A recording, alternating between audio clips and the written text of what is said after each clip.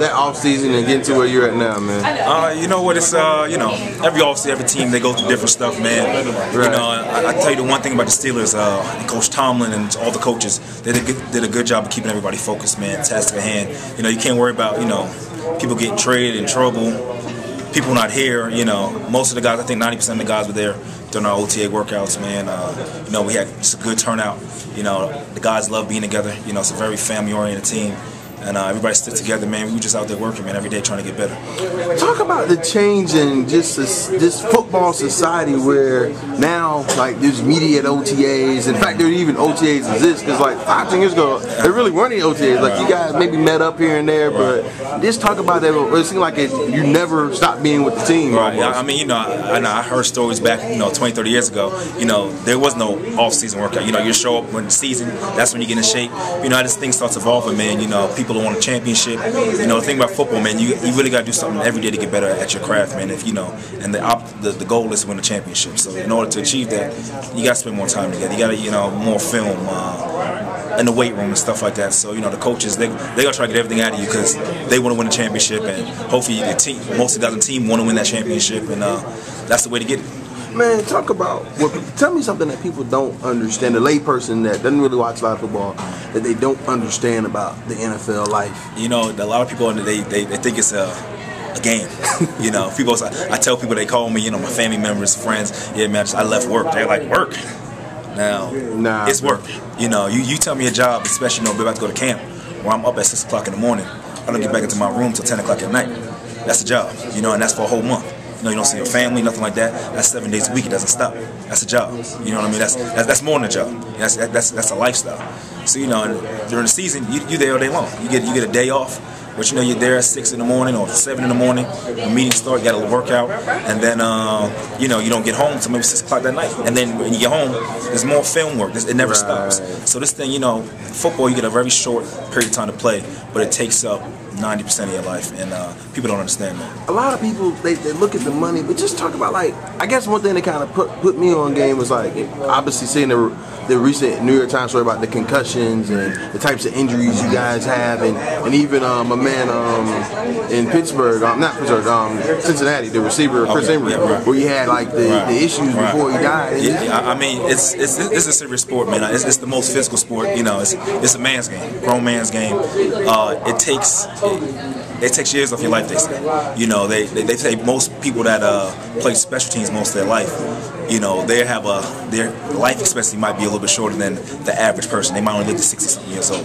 I mean, they compare it to running down on kickoff into like a small car accident at 35 or 40 miles per hour. Right. And you figure they do this maybe 7-8 times a game, maybe, you know what I mean? And, maybe 40 times or 50 times for the year. I mean, that adds up. It takes a lot on your body, And now we have the stuff with, they want to add more games. I mean, it really takes when you're 40 years old, you want to be able to walk. You want to be able to move around, play with your kids. Right. People think we're machines, but we're not. We're human beings. Our bodies break down, and it's a man's game.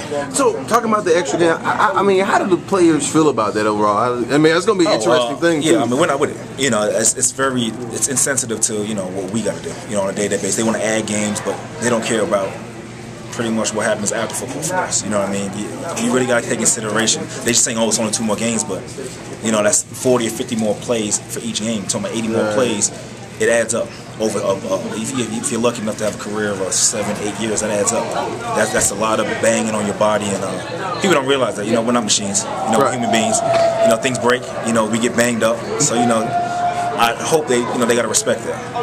Now tell us about your path, saying from your senior year of high school, getting to the league to where you're at now. I went to Hofstra University, small D1AA college in New York. Wasn't drafted. Free agent, started out in San Francisco. Went to San Francisco, spent the year in Miami. Went to Cleveland, Jets, back to San Fran. A couple years in Canada, and then back to Pittsburgh, man. So I've been all over, man. Played 2 different leagues. Just anywhere I've been, just try to be the best there. And I've been lucky enough to get more than one chance at this. And I thank God, and I don't like to live in the past. I just always live in the future. You know, can't go forward if you're looking in the past all the time. So I'm happy where I'm at now. You know, and I'm gonna do the best I can.